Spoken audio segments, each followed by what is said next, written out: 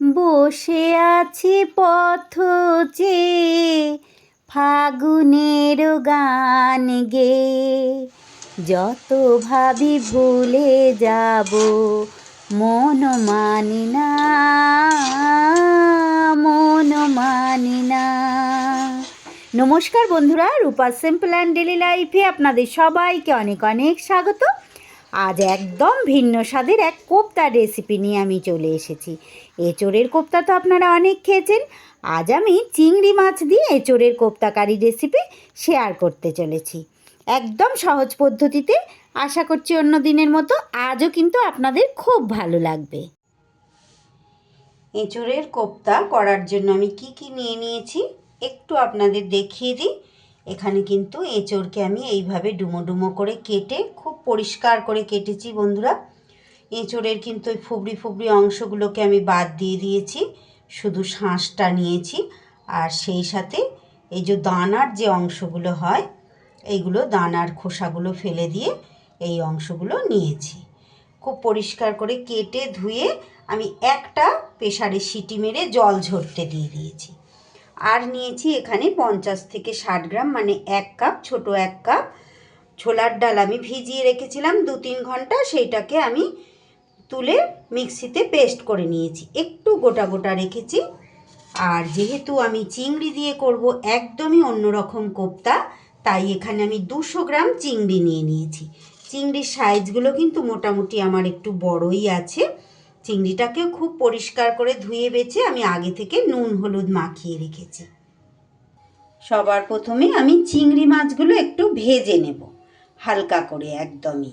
তার জন্য আমি কড়াইতে একটু রাইস ব্র্যান অয়েল দিয়ে দিচ্ছি। তেলটা কিন্তু ভালো করে কড়াইয়ের চারিদিকে ছড়িয়ে দিয়েছি। যে কোনো কোপ্তা মানেই কিন্তু বন্ধুরা ভীষণই লোভনীয়। সঙ্গে থেকে দেখে নিন কীভাবে তৈরি করছি। তেল গরম হয়ে গেছে, চিংড়িগুলো ভেজে নেব।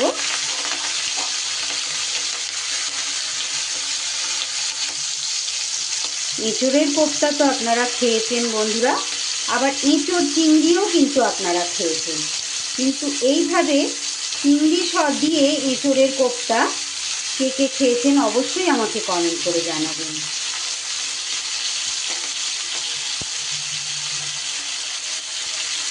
চিংড়ি মানেই কিন্তু লোভনীয়। একদম সহজ পদ্ধতিতে শেয়ার করব বন্ধুরা।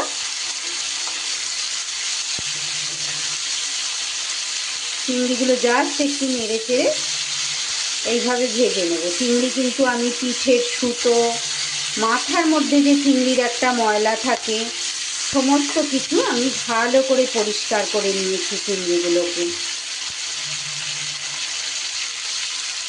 একটু বড় সাইজের চিংড়ি হলে এই কোপ্তাগুলো করতে একটু সুবিধা হবে। চিংড়ি কিন্তু আমার একটু হালকা করে ভাজা হয়ে গেছে। মাছ ভাজাগুলো কিন্তু আমি এখানে তুলে চিংড়িগুলো ঠান্ডা করতে দিয়ে দিয়েছি। এইবার যে কাজটা করব বন্ধুরা, আমি এর মধ্যে জল নেই, তবুও এই যেটুকু বেরোচ্ছে অল্প, এইভাবে চিপে চিপে আমি সব এঁচোড়টুকু একটা বড় বাটিতে নিয়ে নেব।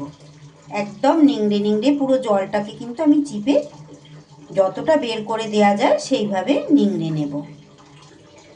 এঁচোড়টা কিন্তু আমি চেপে বাটিতে তুলে নিয়ে আমি হাতে করে একটু ভালো করে চটকে নিয়েছি। এইবার আমি এর মধ্যে বেশ কিছু উপকরণ দিয়ে দেব। সবার প্রথমে যে ডালটা বেটে রেখেছিলাম সেই ডালটা দিয়ে দিলাম। আমি এখানে ছোলার ডাল ব্যবহার করেছি বন্ধুরা, আপনারা মটর ডাল, মসুর ডাল, এই ধরনের যে কোনো ডালই ব্যবহার করতে পারবেন। এবার এর মধ্যে দিয়ে দিচ্ছি পরিমাণ মতো নুন। এঁচোড় সিদ্ধর সময় কিন্তু একদমই নুন টুন কিচ্ছু দিইনি, শুধু কিন্তু আমি জল দিয়ে সিদ্ধ করেছিলাম। দিয়ে দেব একটু হলুদ গুঁড়ো।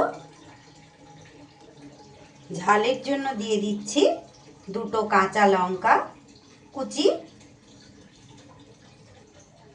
দিয়ে দিচ্ছি 1 চা চামচ জিরে গুঁড়ো। দিয়ে দিচ্ছি 1 চা চামচ ধনে গুঁড়ো। এইবার সব কিছু খুব ভালো করে আমি মিশিয়ে নিচ্ছি। সব কিছু ভালো করে মিশিয়ে নেওয়ার পর এর মধ্যে আমি 1 টেবিল চামচ বেসন দিয়ে দিলাম।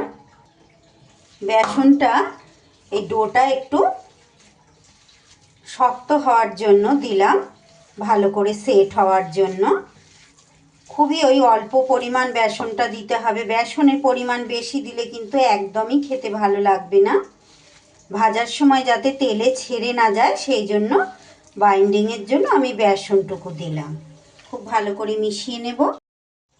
এইবার যেটা করব বন্ধুরা, চিংড়ি মাছটাও কিন্তু আমার ভালো করে ঠান্ডা হয়ে গেছে। এইবার কিছুটা করে এরকম ডো আমি নিয়ে আমি একটু লম্বাটে করেই শেপ দেব। ডোটার মাঝখানে এই একটা চিংড়ি মাছ কিন্তু আমি দিয়ে দেব। এইভাবে দিয়ে আপনারা চাইলে গোল গোল শেপ দিতে পারেন আপনাদের পছন্দ মতো। আমি কিন্তু একটু লম্বাটে ডিম্বাকারের শেপ দেব। দু হাতের সাহায্যে আমি কোপ্তাগুলোর সবগুলো এইভাবে ভেতরে চিংড়ি ভরে ভরে আমি কিন্তু আকার দিয়ে দেব। সব কোপ্তাগুলোর কিন্তু এইভাবে আমার শেপ দেয়া হয়ে গেছে। এইবার কিন্তু কোপ্তাগুলো ভেজে নেওয়ার পালা। আমি এখানে রাইস ব্র্যান অয়েল তেল দিয়েছি, আপনারা এখানে কিন্তু সর্ষের তেল ব্যবহার করতে পারেন। সুন্দর করে কোপ্তাগুলো আমি এবার ভেজে নেব। হালকা হাতে নাড়িয়ে চাড়িয়ে মাঝারি আঁচে কোপ্তাগুলো কিন্তু আমার ভেজে নিতে হবে।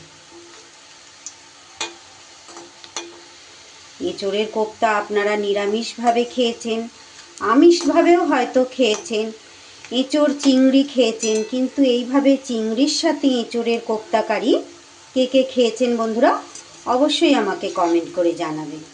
এটা কিন্তু সম্পূর্ণ আমার নিজস্ব রেসিপি। আর এই ভাজা কোপ্তাগুলো ভাজা অবস্থায় যে কি ভালো লাগে বন্ধুরা আমি বলে বোঝাতে পারবো না। ভাজা অবস্থাতে ভেতরে চিংড়ি মাছটা কামড় দিলে যখন মুখে পড়ে না, ভীষণ দুর্দান্ত স্বাদের লাগে। গরম গরম এই পকোড়া হিসেবেও কিন্তু আপনারা এই কোপ্তাটা পরিবেশন করতে পারবেন। চা বলুন বা সন্ধেবেলা স্ন্যাক্স হিসেবে বলুন, হয়তো কোপ্তার কারি করলেন না, এইভাবে পকোড়া টাইপের করে নিলেন, সেক্ষেত্রেও কিন্তু ভীষণ ভালো লাগে খেতে। দারুণ স্বাদ, চিংড়ি তো যাতে দেব তাতেই স্বাদ। এগুলো আমার বেশ লাল করে ভাজা হয়ে গেছে, তুলে নিয়েছি। পরেরগুলোও কিন্তু আমি দিয়ে দিয়েছি। আমার এই কোপ্তাগুলোও কিন্তু বেশ লাল লাল করে ভাজা হয়ে গেছে, এবার তুলে নেব। এইবার এই তেলের মধ্যে আমি কিছু ফোড়ন দিয়ে দেব গ্রেভি তৈরির জন্য। দিয়ে দিলাম তেজপাতা, দিয়ে দিলাম শুকনো লঙ্কা, দিয়ে দিচ্ছি খুব সামান্য একটু জিরে আর গোটা গরম মশলা, দারচিনি, লবঙ্গ, ছোটো এলাচ।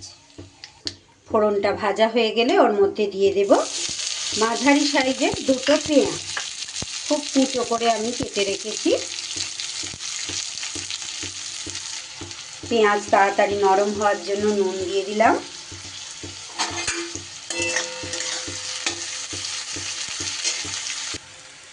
পেঁয়াজ এইভাবে একটু ভাজা ভাজা হয়ে গেলে এবার আমি এর ওপরে দিয়ে দেব কালারের জন্য কাশ্মীরি লঙ্কার গুঁড়ো আর পরিমাণ মতো হলুদ গুঁড়ো। এবার দিয়ে দেব 1 টেবিল চামচ আদা রসুন আর কাঁচা লঙ্কা একসাথে বাটা ছিল, সেটা দিয়ে দিলাম। আদা রসুনের কাঁচা গন্ধ চলে গেলে এবার দিয়ে দেব আমি এখানে 1/2 চা চামচ ধনে গুঁড়ো, 1/2 চা চামচ জিরের গুঁড়ো। ধনে আর জিরে গুঁড়ো দিয়ে দেওয়ার পর এর ওপরে আমি দিয়ে দেব একটা ছোট সাইজের টমেটো পেস্ট করে রেখেছিলাম, সেই টমেটো পেস্টটা দিয়ে দিলাম। টমেটো যতক্ষণ না কাঁচা গন্ধ যায় ততক্ষণ কিন্তু খুব ভালো করে আমাদের কষিয়ে নিতে হবে। এতক্ষণ পর্যন্ত যেসব বন্ধুরা ধৈর্য ধরে আমার রেসিপি দেখছেন তাদের সবাইকে অনেক অনেক ধন্যবাদ, অনেক ভালোবাসা। এতক্ষণ সময় ধৈর্য ধরে দেখছেন বলে অনেক অনেক ভালোবাসা। যেসব বন্ধুরা প্রত্যেক দিন আমার রেসিপি দেখেন, সুন্দর সুন্দর কমেন্ট করেন, তাদের সবাইকে আন্তরিক শুভেচ্ছা, ভালোবাসা, অনেক অনেক অভিনন্দন। খুব ভালো করে 4 থেকে 5 মিনিট আমি কষিয়ে নিয়েছি। এইবার আমি এই পর্যায়ে দিয়ে দেব ফেটিয়ে রাখা 1 টেবিল চামচ টক দই। সামান্য জল দিয়ে আমি ফেটিয়ে রেখেছিলাম। দই দিয়ে অবশ্যই গ্যাসটা কমিয়ে রাখতে হবে। যেসব বন্ধুরা আজ প্রথম এসেছেন আমার চ্যানেলে, ধৈর্য ধরে ভালোবেসে আমার রেসিপি দেখছেন, তাদের অনেক অনেক স্বাগত, অনেক শুভেচ্ছা, অনেক ভালোবাসা। প্লিজ বন্ধুরা আমার চ্যানেলটা সাবস্ক্রাইব করে আমার পাশে থাকুন। পাশে থাকা বেল আইকনটা ক্লিক করে রাখুন, যাতে যে কোনো রকমের নতুন ভিডিও আপলোড করলে সাথে সাথে আপনারা নোটিফিকেশান পেয়ে যান। আরও 5 মিনিট আমি কিন্তু খুব সুন্দর করে মশলা কষিয়ে নিয়েছি।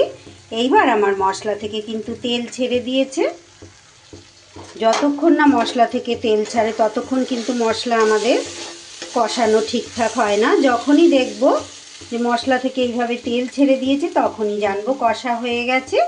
এবার আমি এতে দিয়ে দেব জল।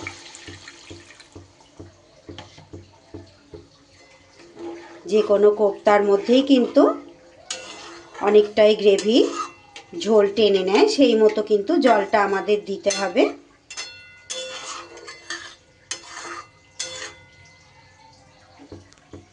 দু মিনিট ধরে কিন্তু খুব ভালো করে গ্রেভি আমি ফুটিয়ে নিয়েছি, যাতে মশলার কোনো রকম গন্ধ না থাকে। এখানে আমি কিন্তু ভাজা অবস্থায় কয়েকটা কোপ্তা আমি রেখে দিয়েছি, ডালের সাথে পরিবেশন করব। বাকি কোপ্তাগুলো কিন্তু আমি এবার দিয়ে দিলাম। এইবার আমি দিয়ে দেব এর ওপরে সামান্য একটু গরম মশলা, দিয়ে দিচ্ছি স্বাদ ব্যালেন্সের জন্য সামান্য একটু চিনি, যেহেতু এখানে টক দই টমেটো ব্যবহার করেছি। আর দিয়ে দিচ্ছি খুব সামান্য একটু ঘি। ঘিটাতে কিন্তু এই গ্রেভিটায় খুব সুন্দর একটা স্বাদ আনবে। আরও মিনিট দুয়েক আমি সুন্দর করে ফুটিয়ে নেব গ্রেভির মধ্যে, যাতে কোপ্তাগুলোর ভিতরে ভালো করে গ্রেভিটা ঢোকে। আরও 2 মিনিট কিন্তু খুব ভালো করে আমি ফুটিয়ে নিয়েছি। এবার ওপর থেকে একটু ধনেপাতা কুচি ছড়িয়ে দিলাম। এই সময় অবশ্যই নুনটা একটু চেক করে নিতে হবে, গ্রেভির নুন ঠিকঠাক আছে কি না। কম থাকলে একটু অ্যাড করে দিতে হবে। তাহলে দেখুন বন্ধুরা, 500 গ্রাম আমি এঁচোড় নিয়েছিলাম, সেই সাথে 200 গ্রাম চিংড়ি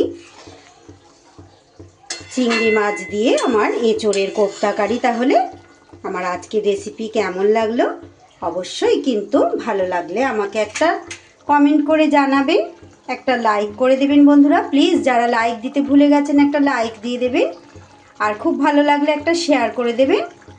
আজকের রেসিপি তাহলে এখানেই শেষ করছি বন্ধুরা। সবাই খুব ভালো থাকুন, সুস্থ থাকুন। আবারও ফিরে আসছি আগামী দিন এমনই কোনো নতুন রেসিপির সাথে।